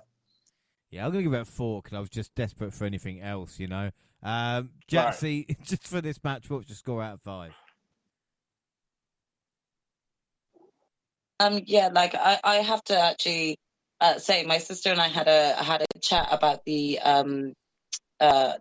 this match. Taya hasn't been impressing us throughout, you know, her joining AEW, but this match itself, she sold herself so well to me. I really was impressed. I was looking at this girl, you know, and actually thinking, damn, now I'm seeing it. And I think the issue is when they first brought her in, they brought her in as a big deal, but then was having her on Rampage, having these matches with these nomads that were coming out and not even having their own entrances. So how can we really actually see what her talent is when she's just going out there and squashing every jobber that's been put in line for her, you know?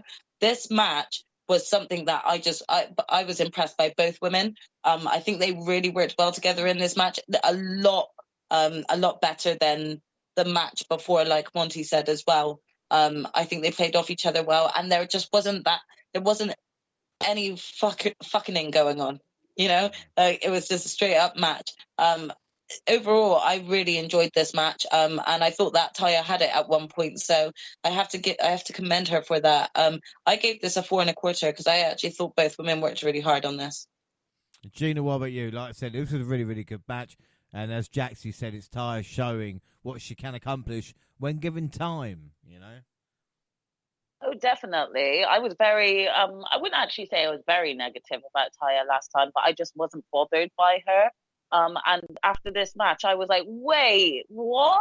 Again, I don't know Taya and her previous wrestling background, so I haven't seen her previous matches. All I've had to go on are, again, these Nomad matches I've seen on Rampage, and it's not that she's not showcased herself well. It's just I've been like, what makes her special over everybody else, etc., that sort of thing, She changed my mind during this match. So fair play to Taya for this match, because I was like, this girl can wrestle, and she's actually putting Jade in her place. Like, this is the first time that I've seen Jade probably look so worried within a match as well, and she's having her ass handed to her too.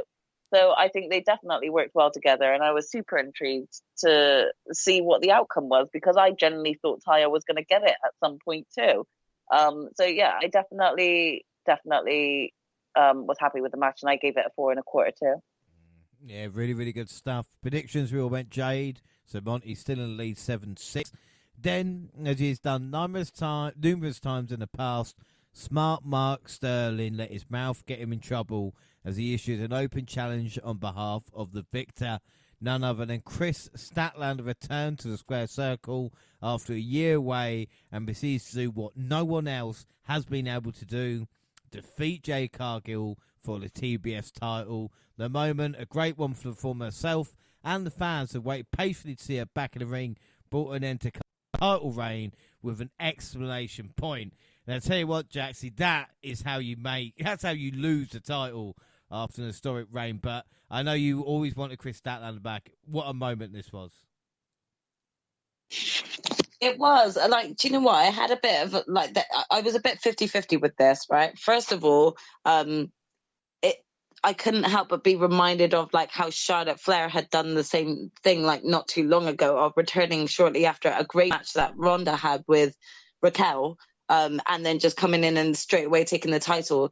And just like I felt with that match then, there was a slight disappointment, because I felt like having it done like this took away from the caliber of match that Taya Valkyrie had just had with Jade. And I also, again, it is irrespective of the person, as you just said, I was excited for Chris to return. I think there's something a little bit shady about, like, coming out for and making the champion do a second title defense. Yeah, of course, you're going to have a greater advantage in that point. That being said, we all were waiting for this moment, I was kind of hoping that we would potentially have gotten her return, maybe for a save, maybe Jay just beats down upon Taya, maybe just come in for the save for the moment, have this build up, and then I would have loved to have seen this match be on Forbidden Door, Chris Statlander versus Jade, like a full-on match, one-on-one. I would have been really hyped for that, and I probably would have gone with Chris to win, I'm not saying that this wasn't the right way to go, but I don't think it was my favorite way to have done this. Not taking anything away from this either, but like it just made me feel a bit 50-50 about it. I was a bit like on the fence about this one, about how it was done, Yeah. Monty, what were your thoughts on this? Because again, good moment for Chris and Jade. I think maybe they're protecting a little bit so she can go away, come back, and maybe go for the top title. Yeah, they definitely, I think, was trying to protect her. You kind of put more of the blame on Mark than you put on Jade in this situation too. So it's like, and like you mentioned, she wrestled a match, so she doesn't look weak here at all. She doesn't lose a thing, and I agree. I think that's probably the next step, especially now that we have like a question mark really at the top of the women's division. It'll, depending on when they want to bring Jade back and how they want to do it, she can definitely go after the women's the world title over the for the AEW women's title against Tony or whoever is the champion at the time. But Jade, again, I think another thing here, after over 500 days as champion, being the only champion, the TBS champion that they even had, being undefeated, it was a lot of things that it makes sense. Would I have loved the, like you said, the Chris Statlander? I think Chris Statlander was always going to be the person. I think we all know that. I think AEW has pretty much been honest about that along the way. Before, around after she got injured, there's a lot of people basically saying it was supposed to be Chris a long time ago. So, and if you think about that, it makes sense why they will try to rush it and just get it out the way now. But I 100% agree with you, Jaxie. It would have been nice for the person who dethroned Jade to actually give us a story, because that's the one thing that I will say about Jade's run.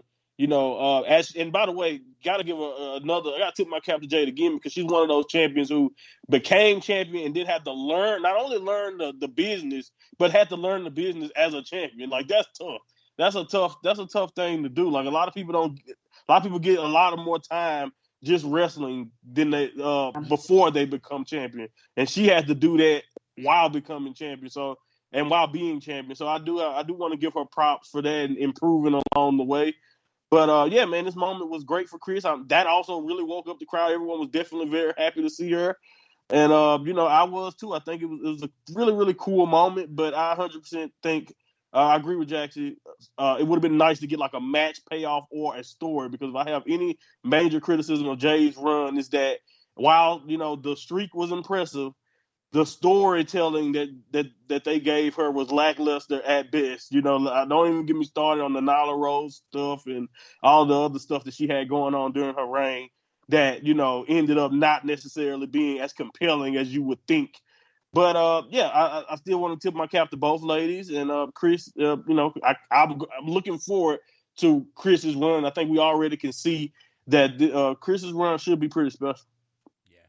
I think we're out of download. So the proper moment of pay-per-view and a popular night so far, 60-1, and only the second TBS champion in history. And speaking of the championship, up next, four-way match for the AEW World Championship. This annoyed me a little bit, and I don't know about you, Gina, with this as well, but didn't MJF offer Sammy Guevara the main event of Double or Nothing? So why was this co-main then? What? So why was this what? The co-main event. This wasn't the main event. So he lied to him. Yeah, exactly. I was going to say, so not only did you lie to Sam, kind of lied to us as well, because you told us you were going to be main event when you weren't. You were the event before the main event. Well, you were like the opening act. I know. I love his answer after the show, though, by the way. Like, I don't want to bathe in Moxley's blood. I love that's basically what he said when they asked him about it after the show. Well, at least he bothered to answer. Do you know what I mean? So, to be fair there, I mean, right. That's good enough. So, MJF puts his title on the line versus Jungle Boy, Sammy Guevara, and Darby Allin. Guevara and wife Tay Mello announced via cue card they're expecting their first child during the former entrance. And I don't want to be a Debbie Downer here, guys. Like I said, it's all great. I cannot, for the life of me, not think about Sammy Guevara's kind of ex-wife, ex-fiance, because I'm thinking, no, but do you know what I mean, though, man? Like, not only does he ditch you back, he shoved it in your fucking pay-per-view. It is. So she's never to watch AEW again, by the way, probably. Nah, he's ruined that whole experience for her, And again, I have to agree with James. Every time they come out with some big announcement, we're engaged, we went to Paris, we got married, now we're having a baby. Every time I've actually thought, oh God, to out it on AEW, instead of just doing it on your social media pages, it's just one more big fuck you to her. There's a part of me, even though I don't want to rain on their parade, they deserve to be happy. So this isn't me coming down on them for it. I think it's just poor taste. I don't think it necessarily needs to be announced. I do think that, that we've seen this before, baby announcements before. And I don't know if this makes me sound bad or not, but I just don't think Sammy needed to announce it that way. I think it could have just easily been on their Instagram pages. Again, I don't think it needed to be. we're in trouble with if Gene Snitsky shows up. We know this is a work, all right? So we just have to take it there. And also, who had in their bingo card Darby Allin? Jesus Christ. Darby Allin. Snitsky. Darby Allin showing up as Elvis. Who had that down as things that we thought we were going to see? Darby and Elvis actually did a Tony D and dumped a body. So that's another thing, Monty. Ownership and dumping of bodies. That's wrestling in 2023. Sleeping with the fishes. Hey, you know. I mean, cool. dressed up like a homeless person quite a lot. Like that's like what his vibe gives off. So to see him in that Elvis outfit was just so unexpected. Like I really was baffled. It really genuinely confused me. I was like, what's Darby doing in that? When has he ever mentioned Elvis? Like Sting and Elvis are his idols. If he didn't mention that, you know. Anyway, I don't know why, but that would make me that's my face. I know, that's what I'm saying. But I guess Darby was all shook up as he made his way out. It's a way on down. Anyway, we get on to the match. And Sammy Guevara, you could tell he was, I'll say full of spunk. It's probably not the right word because Tay definitely is. But we got an ode to Eddie Guerrero and a frog splash for 2. In a great moment, Alan used a death drop like Sting, his dad. Sammy used the code breaker like his dad Jericho. Jack with the kill switch like his dad. And MJF utilising the crossroads to score a dramatic near fall. MJF told Guerrero to think about his upcoming baby and lay down, referencing the business deal he had previously had. Guerrero though implied the line tabor, and Alan executed the Scorpion Deathlock, owes the calls to their respective mentors as well. MJF with a nod to Mikey Whipwreck by way of a Storm Cradle driver to Alan. Guerrero delivered a Spanish fly from the top rope onto the floor. MJF and Perry. MJF used Chris Candido's blonde bombshell powerbomb from the top rope. Great work by, I think it was Taz pointing that one out as well. Darby Allin nearly won the title with a headlock takeover, a callback, of course, to his prior feud with MJF. MJF then slid the world title in the way of Allen's coffin drop. He pinned his former enemy with the same insulting headlock takeover he used at Full Gear 2021. I'll jump to you, Gina. This pay-per-view has been dog shit. Thank fuck for this. You know, this is the match. We finally thought this is an AEW pay-per-view now. And that finish was so clever as well. I mean, yeah, everyone woke up for this match. This match was lit from beginning to end. You can't even necessarily point out that there was one better than the other. All 4 of them smashed it, and this is why they're known as the 4 pillars, I guess, but they all had their own spots where it just looked like they were about to win the title. You did in a way kind of have a little think, surely what is MJF going to lose here, but of course we're going to have this cunt do what he does best and in some way get his title retained, so I definitely was expecting some sort of play around the finish, but I still didn't expect this, and it was just such a great match. It really, really was a good match, wasn't it? Everything about Monty, the amount of callbacks that we had, it felt like we were watching WWE after a while. Yeah, man, it was a lot of spots, a lot of references to other wrestlers, like you mentioned, legends, and even like everyone. I really enjoyed that spot where they basically took from all of their influence or all of their guys. So again, it was a really, really well put together match. The storytelling was nice. Like you guys said, MJF, that finish, really, really clever. I couldn't do anything but laugh. I really enjoyed it, how he pulled that off. And again, there's one thing I'll say, back to the whole matches quantity type of thing. MJF has not had many matches since returning from his big hiatus and becoming champion. But the title matches, the title defenses that he has had, for the most part, all of them have been really, really good and pretty memorable. And this was 100% my favorite match. I'll go ahead and say it. We'll talk about the main event, but this is my match of the night. I really enjoyed this match. All 4 pillars, like you said, represented themselves really, really well.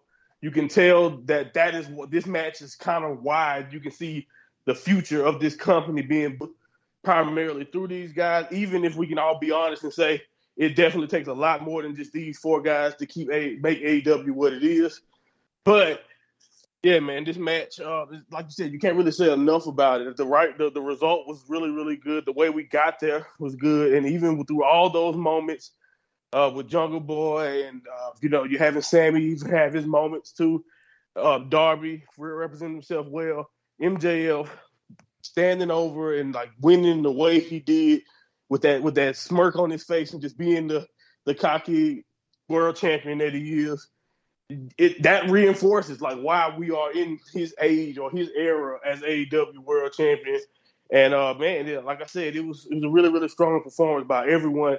And you can't really ask for more. Like you said, I don't even think this match was good just by comparison to how lackluster the rest of the show was. Like this match, you could put it up against anything else that happened that weekend or just in wrestling, and it holds up really, really well. It's a really fun 4-way for the title.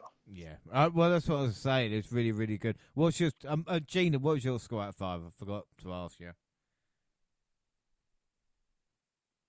I think I actually gave this a 5.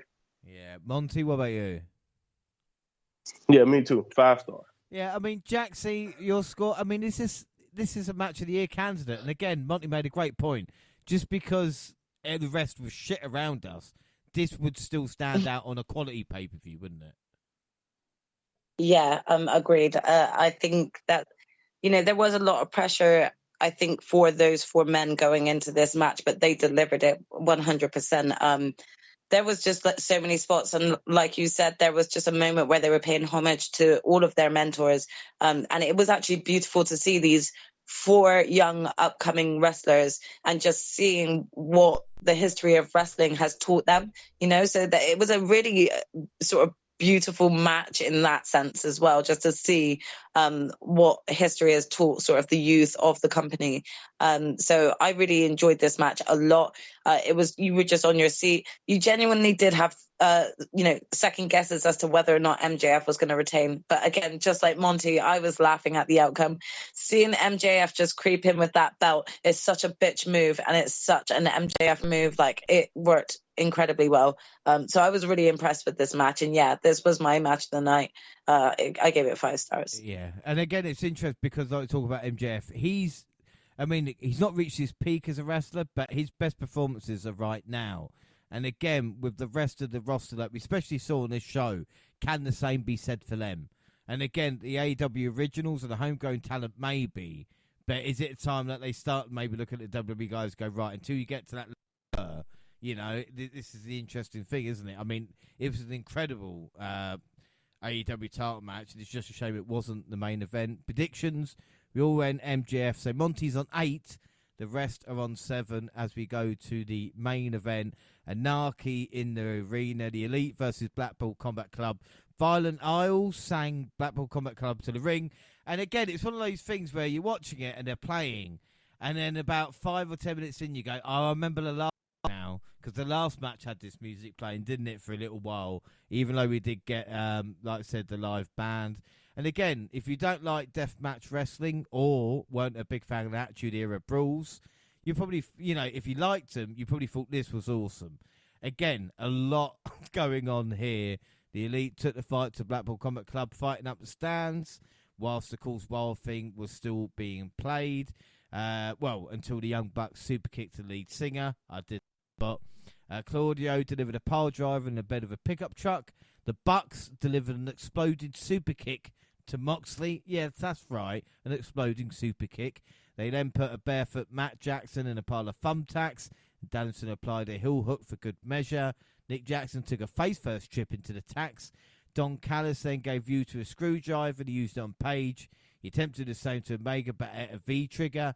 And Takeshita appeared from out of nowhere, wiped Omega out. And Wheeler Yuta scored a win with the seat belt pin. Jaxie, I mean, what were your thoughts on this? Because only John Moxley could be blown up and be back with thumbtacks about 3 minutes later. I mean, you did wonder whether or not they were going to try and one up themselves. And Matt Jackson thought, well, I'm going to get involved with this now. And if John wants to be a crazy bastard, I'm going to be a crazy bastard too, and attach a bomb to the bottom of my foot to actually kick off into his face. So, we went there. I mean, this match was all kinds of chaotic. This is the kind of thing that you genuinely expect from an AEW arena match now. We've gotten used to them with the Stadium Stampede match and Anarchy at the arena before. So, if we thought this was going to be any different, you were completely wrong. This was going to be exactly the same, except for pretty much just even more heightened on a heightened level because, it's John Moxley. And if there isn't blood, then that's not a match, So it was absolute carnage. There were certain moments that I think really sort of shone, but I think ultimately the highlight for me was Wheeler Yuta in this match. I think he came across so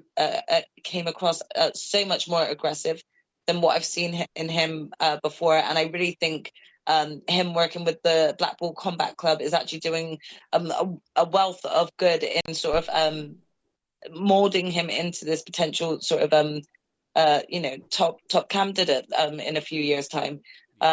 I think he was featured a lot in the show, and I think that is what they wanted to ultimately bring across. So that is not just ultimately about the bigger names. So it was really nice to actually see that happen, especially with having the aid of Takeshita come into the end of the match there. We were all wondering, I think we actually brought it up on the other podcast we did, where he is. He was so taken out and we've not seen him since, and that was the excuse, but we've not really known where things lie with him and where things stand. But we should have seen this coming because it was originally Dom that actually brought him into the elite in the first place. So this was sort of a red herring being paid off. I really enjoyed that as well because, as soon as it happened, I was like, I knew it. We should have seen this coming. I knew this was going to happen. It was Dom that brought him in, not Kenny, not the Young Bucks. It was Dom. That's what so yeah. Because we mentioned it, and I'm going, why? Why after we mentioned it? Yeah. Go on. I think ultimately, this was a great match. I think it was all kinds of chaotic though. So there was a lot to take in for this match. I'm going to give it a 4 3/4. I thought it was really good. And there were some great spots, but it was really messy. Well, this is the thing. I don't know about you as well, Gina, but did you feel you were missing some of the action? They kept cutting it just after we'd seen someone put through a table or something that just happened and going, oh, here's a barbed wire spot, and then we miss it with Moxley and Omega, Yeah, you have to kind of catch it if they decide to give you a replay, which they don't give you a replay for a lot of them. So you're just getting told by the commentary team, oh, he just went through a table. And it's well, I wouldn't know, Excalibur.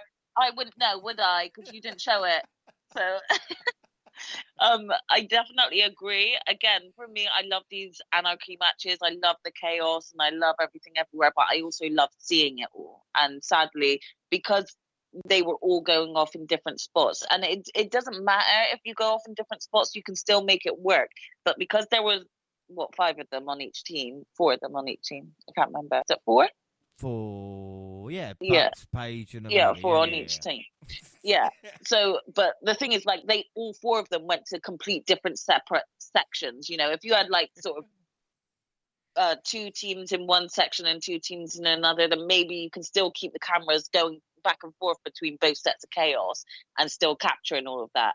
But obviously they all just went off into their 4 little corners sometimes. So you're seeing what's happening in 2 of the corners, but the other 2 corners you're just being told what's happening by the commentary team. So it was frustrating a little bit because you were just oh, I would have rather have seen that bit, what they just described, rather than. But regardless, the match was chaos and it just kept me entertained from beginning to end.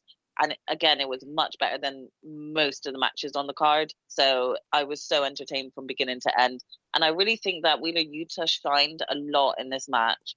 I just think he's doing well working with the other members in the Blackpool Combat Club.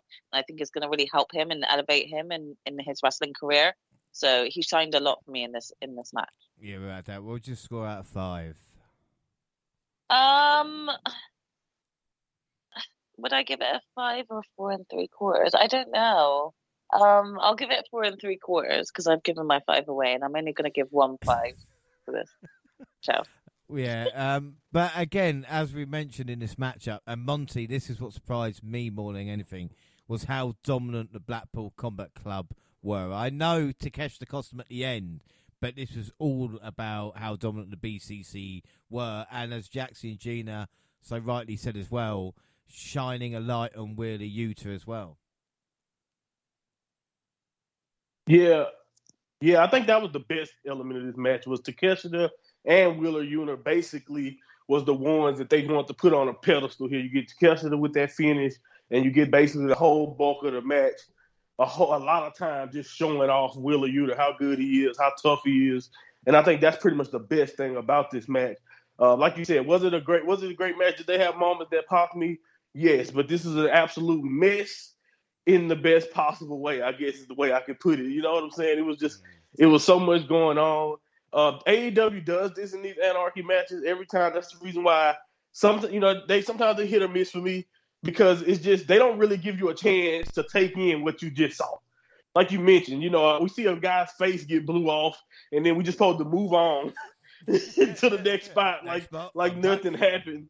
Right, yeah, thumbtack. Let's get right to it and just like, what's up? And I don't get that. And I know the Elite get criticized heavily.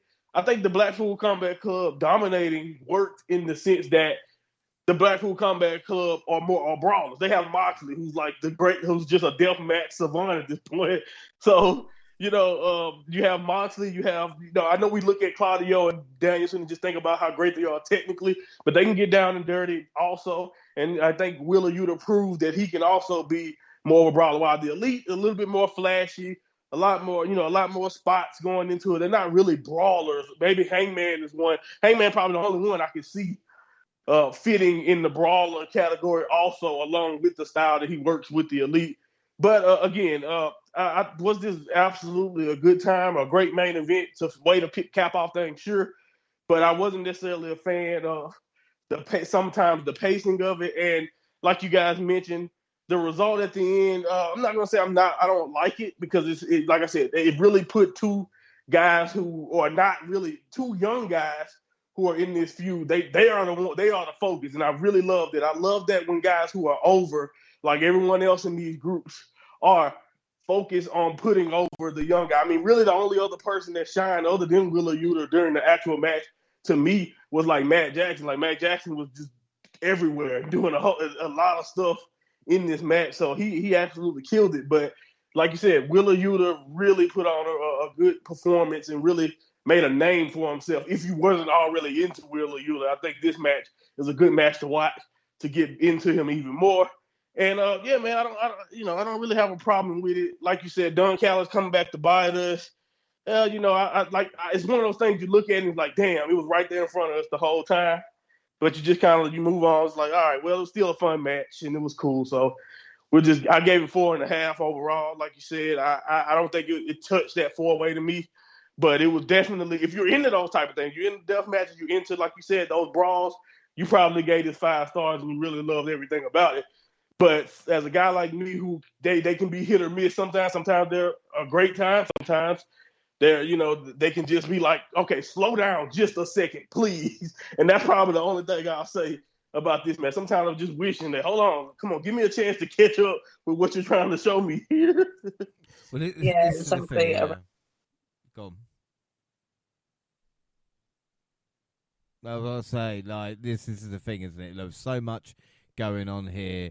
They did try, so I think for me, I'll give it a 4.25 to round us off. So predictions, well, this is interesting because final predictions, James and Monty went for the Elite. Jaxie and Gina went for the Blackpool Combat Club. So final scores... Look at this. Yeah, I know what you're all going to say. Final scores, James on 7, Monty, Gina, Jaxie on 8. So all 3 get the point. Yeah! Take a bow, ladies. Take a bow. I'm totally taking that. I tip my Is that not 3 in a row for me, James? You don't feel the over me, James. Yes, Jaxie. I'd like you to confirm that, James, because I'm pretty sure at the very beginning of this whole trio of pay-per-views, there was definitely a lot of talk of, can she catch up? Oh, is she going to at least get one win in this? James, I got all three. I'm coming for you. Wait till the end of the year. I bet you I come out on top. This was a perfect streak for me, a hat trick. Yes, well, Jaxie, well done. Like I said, you have got free for tipping my free. invisible hat. That's unbelievable stuff. Again, we can make all the jokes about fluke in NXT, but how you fluked all three events, I will never know. Hey, listen, I did my predictions live, yeah? So y'all heard me making those choices there and then. I sent you everything, James, so got to hold my hand. It was a joke. Trust me. It's fine. Everything's fine. We'll all say as well, Monty, 2 events is not too bad. NXT, yes, and of course AEW tonight. And congratulations, Gina. I'm becoming consistent. Consistent. You are annoyingly consistent, I will say, Monty. And then Gina, of course, getting her first victory. I said to you, you need to get at least 1 out of 3 to have, at least some bit of credit, So again, that is great. I'll take it. At least I didn't end with 0. So for me, I think that's a win, just on a personal goal myself. Exactly. Well, I mean, what sad cunt would end on a 0 after three events in a weekend? Right? What that bastard would that be? Yeah. So the AEW League at this moment in time, Monty's on 2. James, Gina, and Jaxie on 1. And weirdly enough, we've got an AEW pay-per-view coming up before the next WWE one, which, of course, is Forbidden Door, which is Monty's specialty. So he's got a chance to stretch a lead. If Monty doesn't win Forbidden Door, I'm trying to put pressure on other people. Obviously, I need to do something. But also, Gina, I'll ask you a question. Does Jaxie deserve a bonus point for getting all 3 events right for Double or Nothing? It is basically your choice. Oh, I want to say, to be honest, yeah, because that's kind of like a hat trick, and that's achieving something in itself. Oh, yeah. Well, no, fair play. So no way. If I was her, it would have been no way. No, me neither. There was no way. Fair I'm keeping you right there with me. Listen, we're not like the Usos that will make you question their loyalty to one another. We're loyal. Well, no, that means definitely the twin in you. I'm another child, so I don't care. Fair enough. Don't worry, Monty. I would have given it to you too. I promise you that. Oh, okay. Never mind. I'm not even going to bother asking that question. I'm not even. We all know. Do you realize, James, you don't need it? No, you don't need it. No. So you don't need it. You're already up there, so you don't need the extra money. So bonus league. Thanks, guys. Gina on 11. Jaxie now on 12. Monty and I on 14. So only 2 points behind. With, of course, Forbidden Door coming up. As for the overall show, I think it'd be fair to say all our matches was for the AEW World title. So, Jaxie, I'll start with you. Triple Crown winner, as it was. Who's your MVP, and what was your score out of 10?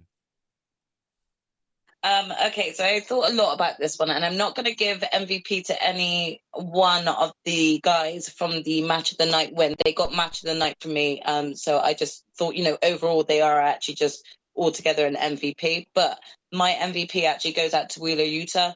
I think he did extremely well and really stood out compared to the big names that were also in that match. I think it was a match that showcased him well. I also have given a special MVP shout out to Chris Statlander for making her return. Yeah, and your score out of 10?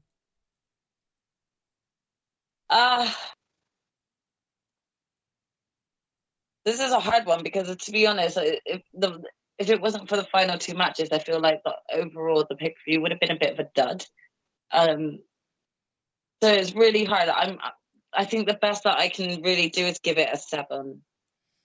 And that's being really kind because, the final 2 matches were sort of the only ones that really felt pay-per-view worthy, really. Or do you know what? Antaya and Jade's match as well felt pay-per-view worthy. So, yeah, I'll give it a 7. You're at 7. Gina, what about you? I am pretty much of the same as my sister. My match of the night is going to be the Pillars match, and it's hard to pick one out of those 4 pillars to give MVP to. So I've actually given mine to Wheeler Yuta as well. But I also wanted to give a special shout out to Taya Valkyrie for changing my mind about her. And I'm now intrigued to see her and what she's going to do next. So fair play to those two. And my overall, I think I'm going to go with 7 as well. I think like the main matches for me was the TBS Championship, the All Out Brawl match at the end, and the pillar match. So if it wasn't for those 3, it wouldn't have felt like a pay-per-view. I think 7 is the really nice number to give it. Yeah. Monty, what about you? Yeah, it's really hard to disagree with Wheeler, but I'm gonna go with Max just for the finish alone. Like again, I chuckle. I really laughed so hard at that. It's just like, damn, that's a perfect way for him to win, to be who he is. And I have to give shout out to Chris and Jay because again, like I said, impressive what Jay was able to do. Even if you didn't really like the matches or you didn't like her run, you have to tip your cap for somebody coming in there as new as she was, and then the finished product by the end of her run did not look anything like she looked at the very beginning. So I have to give her some love. But like you said, overall, I thought I was going to be one of the most harsh on this show. But starting at 7 feels kind of harsh.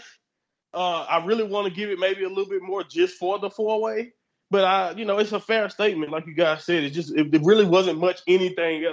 If I'm coming back for anything on this match, it's probably to watch Jade, lose her belt because that's a historic moment. We're gonna remember that. We'll never forget, how Jade lost there. It's her first and the TBS title. It's a big moment in that belt's history.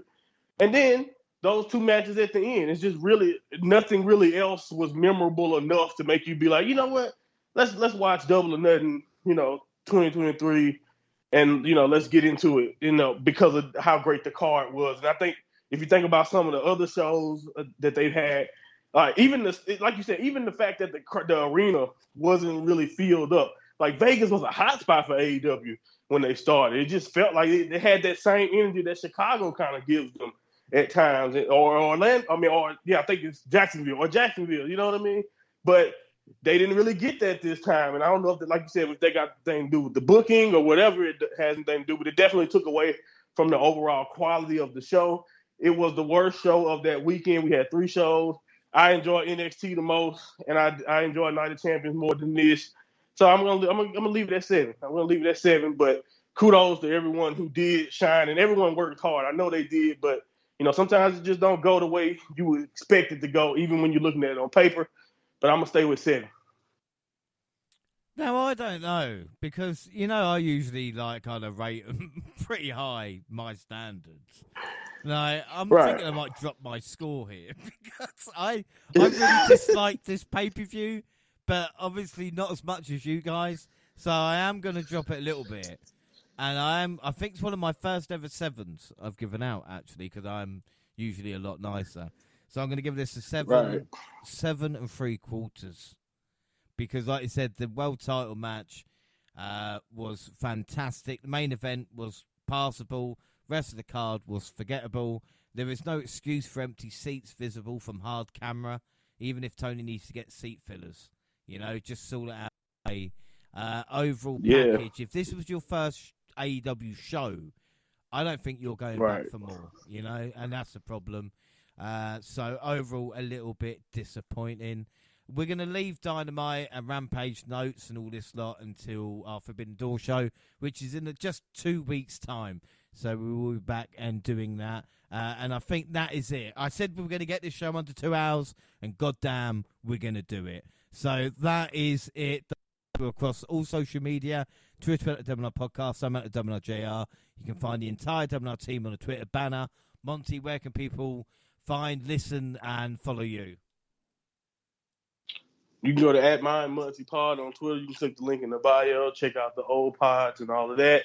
Click the link in my go to YouTube, or you can click the link in my bio and press the YouTube button and subscribe to Mind of Monty on YouTube for exclusive clips from the podcast and think pieces, whatever I want to get on there and rant about from time to time. That's usually what I use it for at this point. Uh, like I said, I still am working on a Best of the Super Junior podcast. It's going to be delayed, so I'm probably just going to lump Dominion and everything all together on one big old show, and then preview Forbidden Door. We'll see though, because I have a tough deadline, and I have a baby, a 18, 19-day-old baby to worry about. And I think she's a little bit more important. So all you people who messaging me wondering what's going on, try to take care of a kid one day, and you'll see just how fast the days go by. Anyway, yeah, please, thank you for the support, though. All right, shout out over now. Jaxie, what about you? Apart from Jimmy Evans, Jimmy, stop it! Stop it! Relax, guy. Relax, please, Jimmy. Relax. Please. You can find me on Twitter and Instagram at Jaxie Scarlett. Yeah. Gina? You can find me at Purple Pain. The Double WNR also on Facebook and Instagram. Of course, all Google platforms. Send us an email, WNRpodcast at gmail.com. YouTube and podcast. We've got latest clips. Podcast got at the same time on YouTube as do SoundCloud on your phone, also Spotify and iTunes, where you can download, subscribe, rate, and review there. So that is it. Our next episode, like I said, with the team will be in 2 weeks' time with the Forbidden Door show. And basically what Monty said, we're just going to cram everything we can for New Japan into it. Next episode, I've got Impact catch-up, and I've got about 5 months of stuff. So that's going to be fun. Please, I'm going to love it. So please join me. It's going to be great. Until then, I have been James Rollins. So how behind are you? Like, is Josh Alexander still the champion? No. Okay. Fuck it. Do you know what? He actually might be.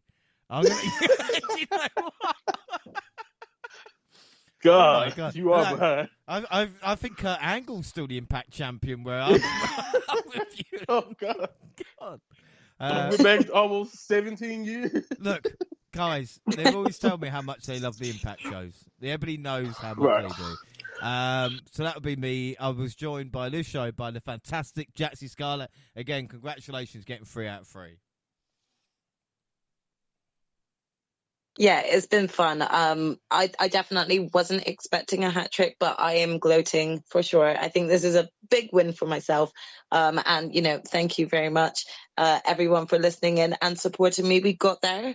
Let's hope I can continue this on to Forbidden Door and maybe, just maybe, might just kind of reach up towards the top, might topple past a Monty there. We'll see. Well, like I said, Man City weren't the only person or team to do the treble. To do the double was Monty, of course, the mind of Monty. And again, I appreciate you have time for this, considering you are recently moved, recently married, and recently become a father. Yeah. So I do really appreciate it. Yeah, it's a lot of stuff, right? Man, I've been busy this month. But yeah, no problem. Always fun. And please, Tony, please take your time and book Forbidden Door. Don't make me have to review something I don't care about involving my people from New Japan. Let's do this right, please. And of course, the genius of Gina. I'm glad that we've enjoyed the show as much as your fire alarm did. Do you know it's gone off another 2 times during this whole show as well? And I've just been running. I've been running outside to go switch it off. And I've just been texting Jaxie on the fly, saying, please cover me if James is talking, my fire alarm's going again. I really hope this doesn't continue on into the night, Yeah, I hope not. But yeah, I think I need to go and check on flat 17 because their alarm keeps going on. Whatever happened at Flat 17? Thank you for the show. It was a fiery show. Let's call it that. Yeah, I'm glad everybody won but me. So that is it then. Thanks for listening. Me. Come on, let me wrap up. Thanks for listening, everybody. Have a great time. Be lucky, everybody. Bye.